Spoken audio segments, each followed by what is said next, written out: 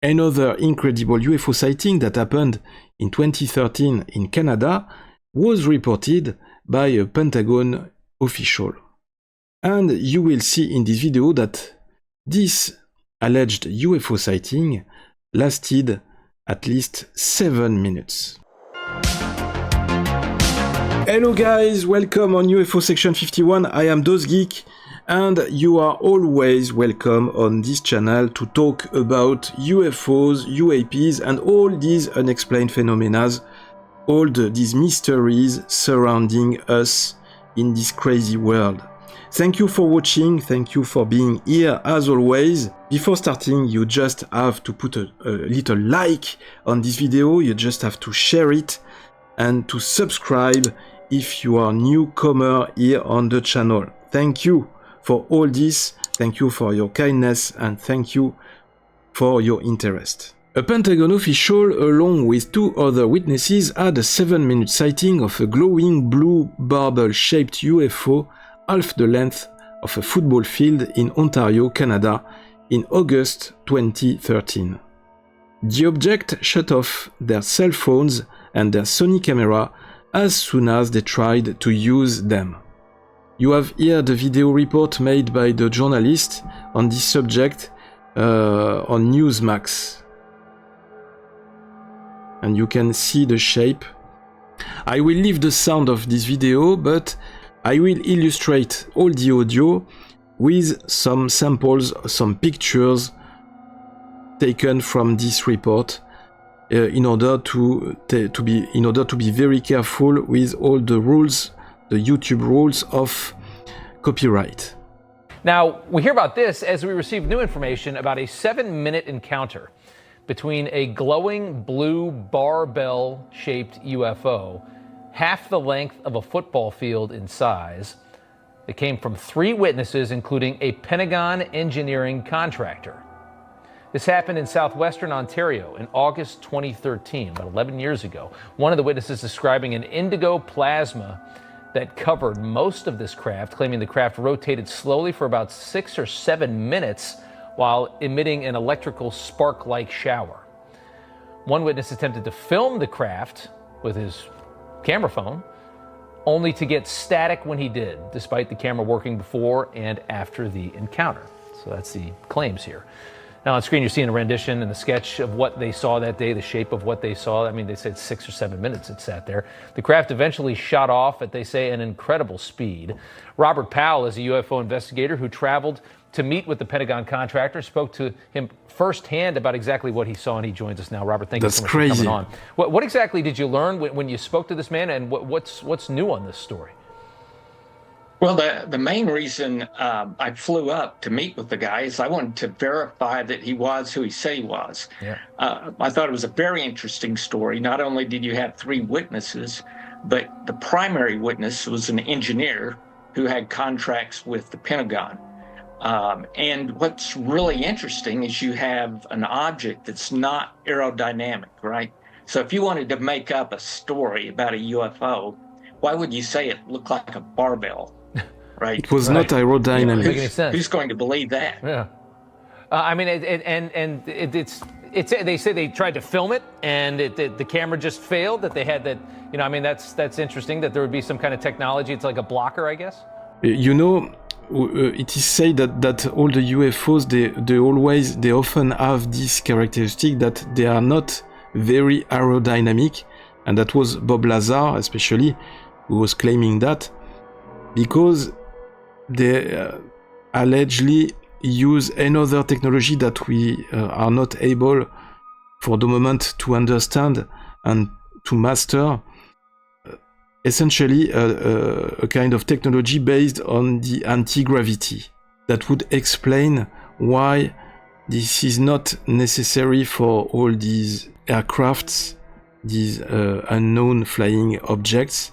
This is not necessary to have an aerodynamic shape, because they can travel through dimensions. In multiple cases, it is often said that these aircrafts, they may be able to travel through dimensions. So the question of aerodynamics maybe is not so important than that, and maybe we don't use all these technologies, or we don't look all these phenomena. Maybe we need to see all these phenomena with another sight, another vision, another angle of view, if you understand me. Well, actually, the scientist, and I agree with him, is he feels that it was just a byproduct of that blue indigo field around the object. It was not necessarily intentional. Yeah. The other thing, he initially turned on his cell phone to try to take a photo.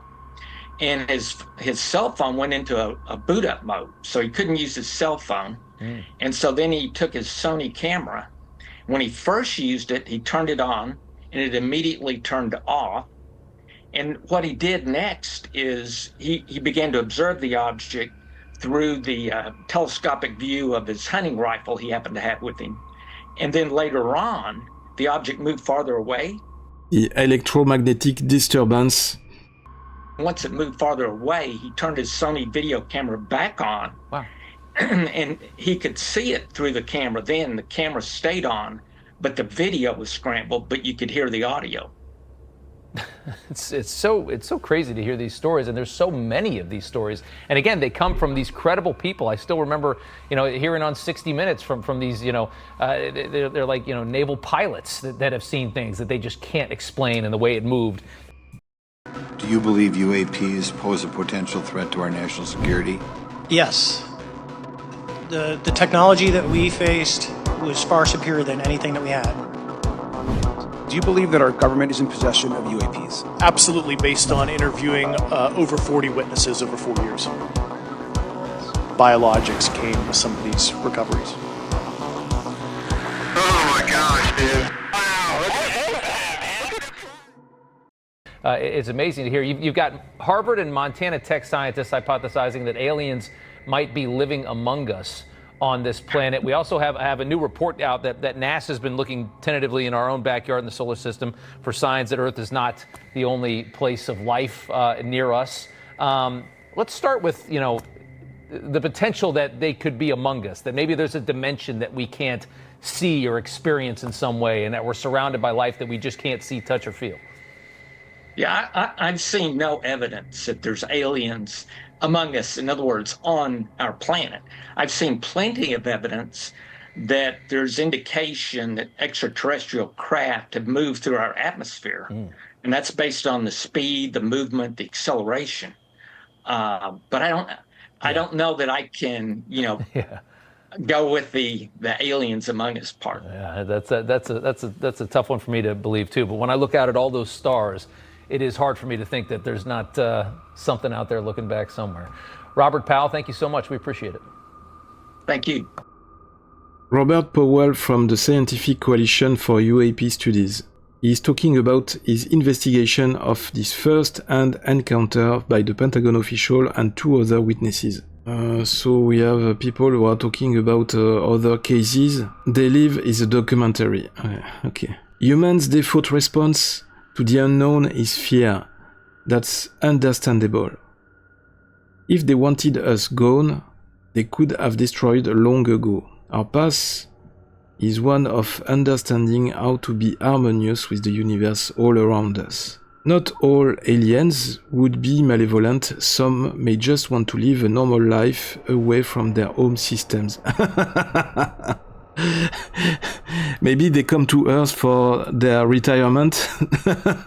When they get too old, they get tired from their job, and they come to Earth to make some crusade, to make some to play golf, to eat pizza, to watch movies in theaters. It's so cute how Americans always compare large object sizes to a football field. Maybe the football field is a standard reference for everything in the US. Maybe you can confirm me. What do you think of this report? That's very interesting.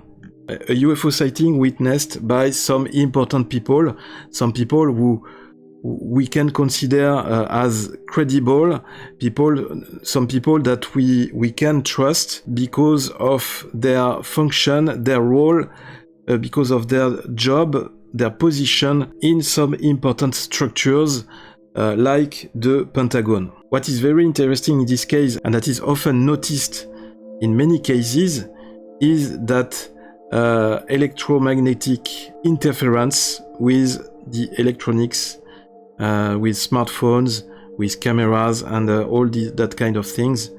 That's always happening when there is a UFO sighting or a UFO encounter. Many witnesses, several witnesses, reported that kind of event when they were face to face with a UFO.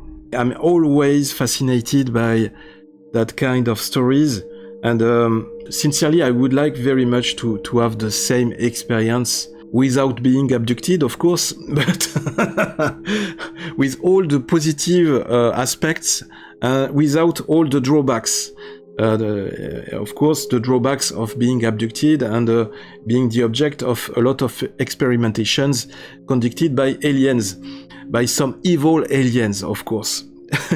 More and more reports like this one, they are becoming to accumulate all these archives, all these files made by more and more serious people, and maybe that can help to convince the more skeptical people on this subject, that can help to make them accept more easily the possibility that there is some extraterrestrial life somewhere in this universe, and sometimes visiting us and maybe living among us.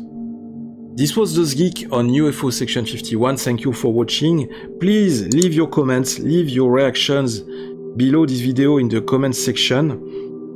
Share with me what you think about this UFO sighting, about this incredible story. Is it possible that the same kind of UFO was observed by other witnesses somewhere else in the world, elsewhere than in the US or in Canada?